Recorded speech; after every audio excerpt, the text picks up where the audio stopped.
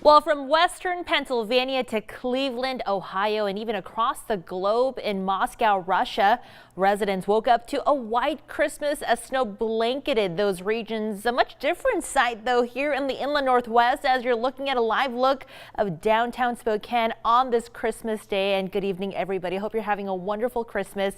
I'm Regina On. Thanks for being here. Well, no white Christmas for Spokane residents, but there is still time for snow to make its way to the inland Northwest.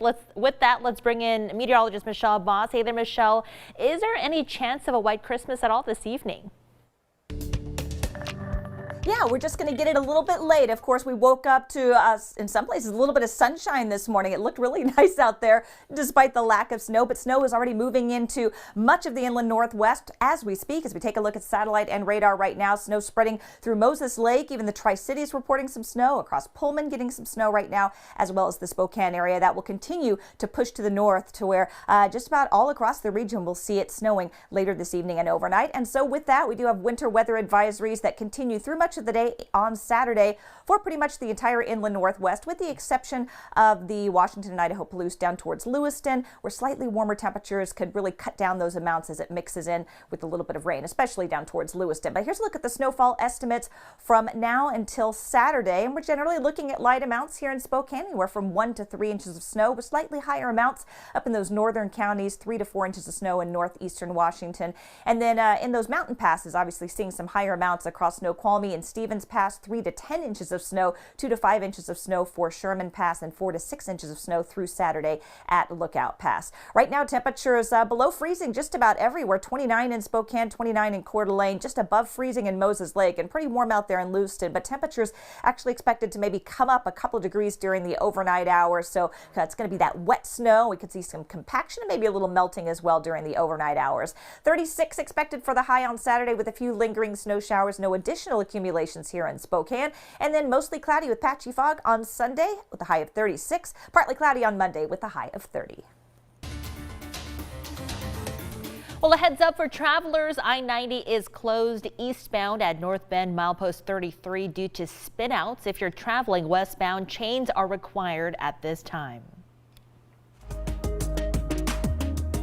Well, this Christmas, millions of Americans are facing a financial crisis, with federal unemployment benefits set to run out on Saturday unless the president signs the COVID relief bill Congress passed earlier this week. Now, the bill has been flown to Florida in case the president decides to sign it, but Tuesday he suggested he may not unless lawmakers increase that direct stimulus payments from $600 to $2,000. $600 is certainly not enough for individuals who have been struggling these past 7 months.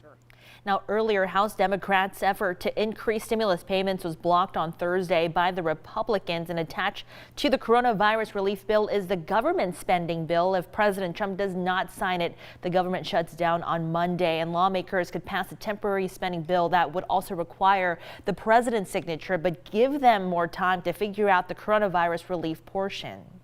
Well, to stay up to speed with the second round of stimulus check updates, simply text the word money to 509-448-2000.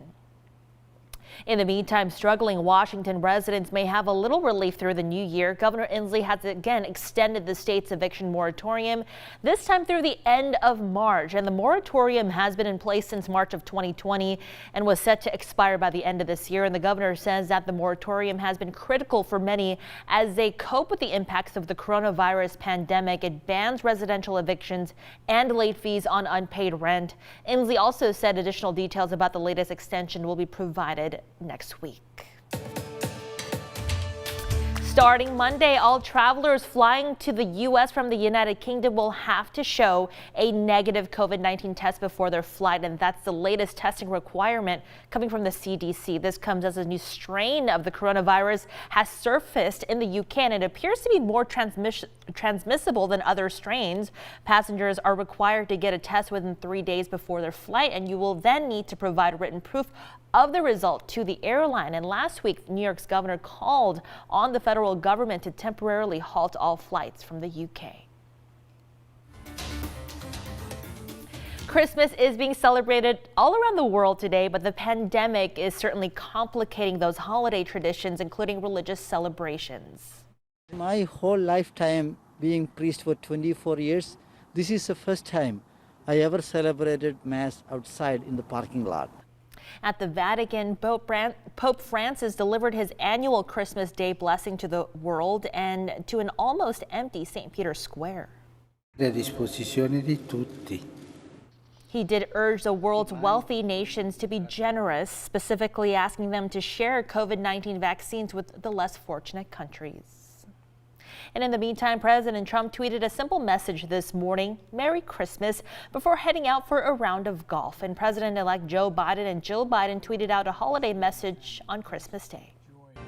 On this holy day, we remember that love and joy can be shared across the farthest distances. We celebrate apart, but not alone, and look forward to next year, when we can come together with renewed appreciation for the people and the traditions we love. So from our family to yours, Merry Christmas and happy holidays. Well, new tonight, every year on Christmas, Meals on Wheels delivers food and a present to the seniors that are alone for the holiday. Well, as KREM 2's Nicole Hernandez reports, this year, though, they say they had to deliver hundreds more.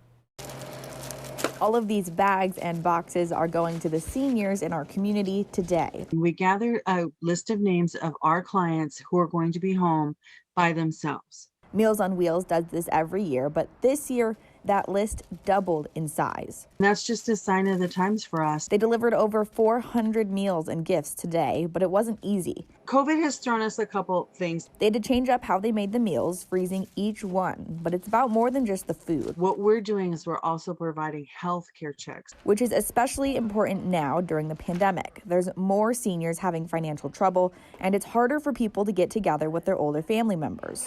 Our volunteer is the only person they're going to see that day. That's why Christmas and Thanksgiving are so important, that we make sure that we actually deliver the meal to let them know that they're not forgotten, that they're still remembered. Meals on Wheels doesn't stop at Christmas, though, saying they need donations and volunteers to start the year off strong. If someone in Spokane County has 1.5 to 2 hours to donate once a month, once a week, once a year, we don't care. We just want you to come down. The seniors all really appreciate the help. In Spokane, Nicole Hernandez, KREM 2 News.